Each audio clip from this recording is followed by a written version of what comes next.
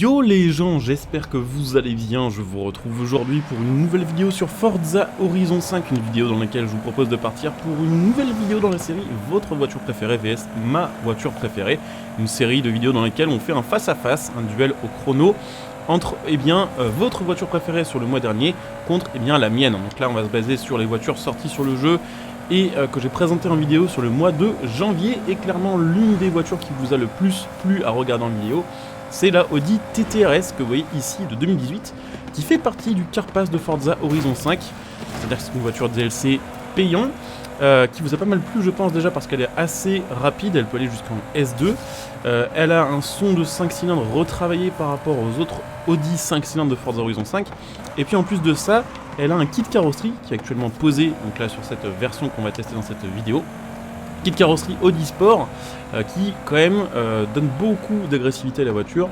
Et perso, je pense que c'est un petit peu le cas aussi pour vous. Les voitures qu'on peut customiser sur le jeu font toujours partie de mes favorites. Vraiment, c'est toujours chouette d'avoir ne serait-ce qu'un seul kit carrosserie ou voilà, un pare-choc, un aileron, un capot. Ça permet, on va dire, vraiment de se faire un petit truc un petit peu personnalisé et derrière, voilà, de faire une prépa complète avec les jantes et la livrée. Et ça, c'est toujours cool. Donc ça va être du côté de votre voiture préférée. Je l'ai mise en A, évidemment, je le disais, elle peut aller jusqu'en S2 950 avec le swap. Mais là, pour le coup, aujourd'hui, j'avais envie de la mettre en classe A, puisque du côté de ma voiture préférée, j'avais pas, on va dire, la possibilité d'aller jusqu'en S2. La voiture que j'ai préférée sur ce mois, ça va être la Celica de chez Toyota, la SS1 de 2003, qui est une voiture, elle, gratuite, de sélection de festival. C'est un retour d'ancien Forza. On l'avait pas eu sur Forza d'ailleurs depuis assez longtemps, je pense depuis Horizon 3 ou peut-être même Motorsport 6. C'est pas voilà, une nouveauté, mais c'est une caisse que je kiffe conduire, parce que là aussi pas mal de custom disponibles. Une caisse qui a un son assez sympa, elle a aussi retravaillé sur Forza Horizon 5, et puis surtout une caisse qui est assez fun dans le sens où elle drift et elle a de la custom. Donc c'est une caisse que je kiffe et qui malheureusement ne va pas très haut en indice performance. On est maximum en gros sur du top S1 et vraiment en étant vraiment au max du max de l'optimisation. Du coup dans cette vidéo ce qu'on va faire c'est qu'on va les comparer en A800, toutes les deux améliorées, on va dire à peu près de la même manière, en tout cas au niveau du level des améliorations. Donc on est en A, voilà, vraiment sur les deux modèles, on a à peu près la même puissance, on a un peu plus de puissance sur la Celica, on a surtout beaucoup moins de poids, 300 kg de moins, mais on a par contre pas les 4 roues motrices, c'est ça qui malheureusement sur Forza Horizon 5 fait beaucoup grimper l'indice performance de certaines bagnoles. Après on va dire que c'est un peu contre-productif, puisque là sur la Celica, autant de puissance sur les roues avant, forcément ça va être un petit peu galère à conduire.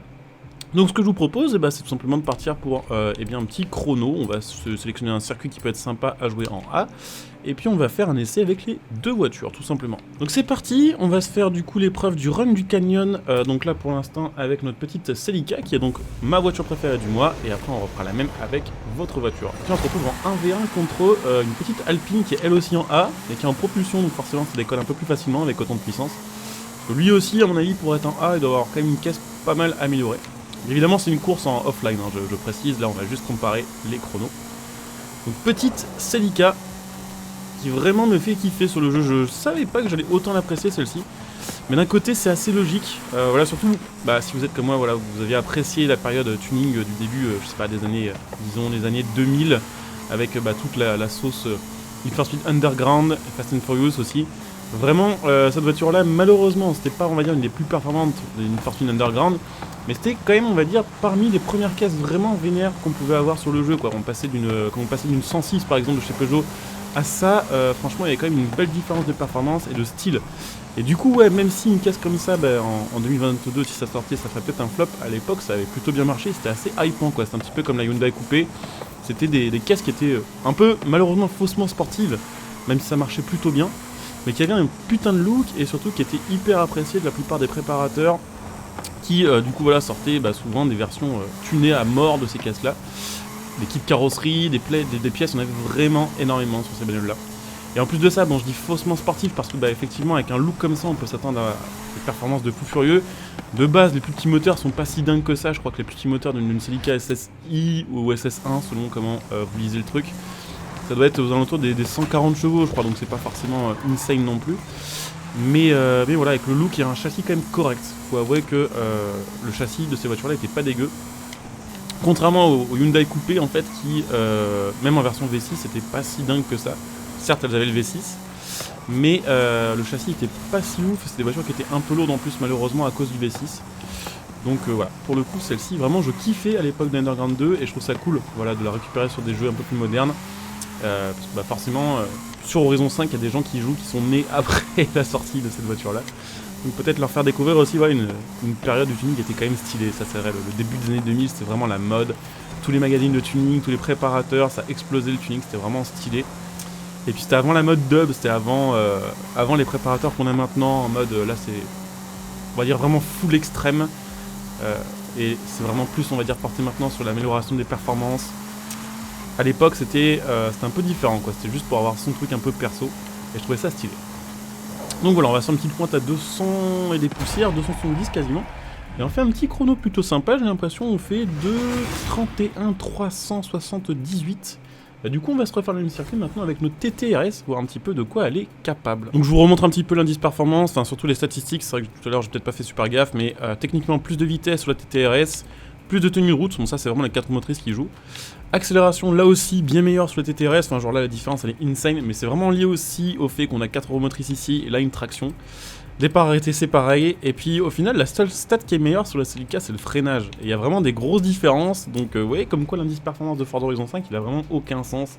Parce que mettre deux voitures à égalité comme ça en A800, alors qu'il y a autant de différences, c'est assez scandaleux. Après peut-être qu'au final, vu que l'accélération, le départ arrêté et la tenue de route c'est vraiment basé sur des points comme les 4 roues motrices, peut-être qu'au final on va faire un meilleur chrono que la Celica parce qu'une fois lancée elle gérera mieux tout simplement.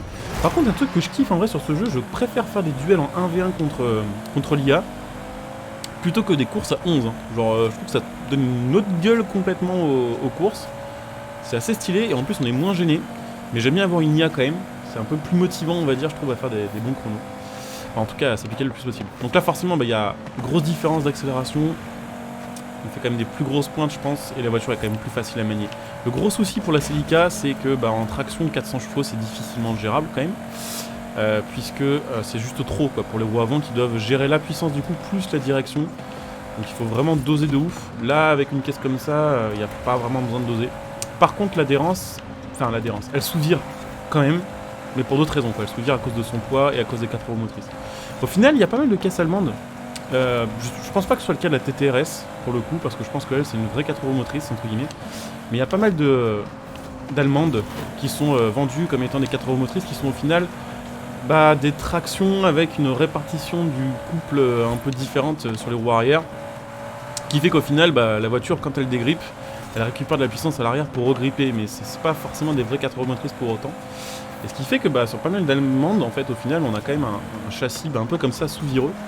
Parce qu'on a un peu les défauts voilà, d'une traction tout de même de présent.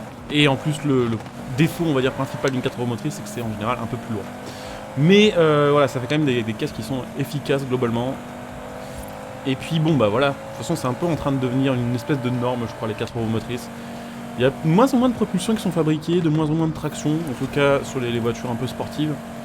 Maintenant il n'y a plus que des 4 roues motrices quoi, ou des trucs hybridés où on a des fausses 4 roues motrices, là où aussi on a simplement un moteur électrique en plus par exemple sur les roues arrière alors que la puissance thermique vient sur les roues avant donc bon il y a un peu de tout, mais c'est vrai que les 4 roues motrices ou en tout cas les fausses 4 roues motrices sont en train de devenir vachement plus présents qu'avant.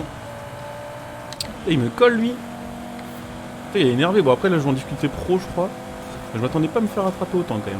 Là, ils sont au taquet quand même. Mais il double en plus ce bâtard.